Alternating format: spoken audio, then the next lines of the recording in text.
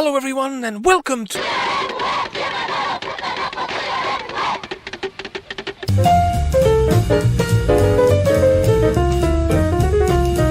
This is the Pacific, and here's Samoa. Now let's find out Samoa, shall we? Based on archaeological findings, it is estimated that the ancestors of the Samoan people arrived in the islands that constitute the country around 3,000 years ago. Peerless mariners whose lives revolved around the sea. They also found time to grow yams, coconuts, bananas, and breadfruit. So the centuries passed, and the Samoans lived and fought and fished and tattooed themselves in a process involving something sharp, like a boar's tusk, and a hammer. If that sounds painful, it should. Tattooing, however, was a vital part of Polynesian culture, and the word tattoo is believed to derive from the Samoan tatau. The first Europeans to sight the Samoan Islands were the Dutch in 1722. Bewigged French visits followed, but no solid, lasting interaction was had until the 1800s. In 1830, an English missionary called John Williams arrived in Samoa, and yes, he did bring his top hat to the tropics. Of course, what he really meant to bring was Christianity, a faith that the Samoan leader readily accepted. Now, in the late 19th century,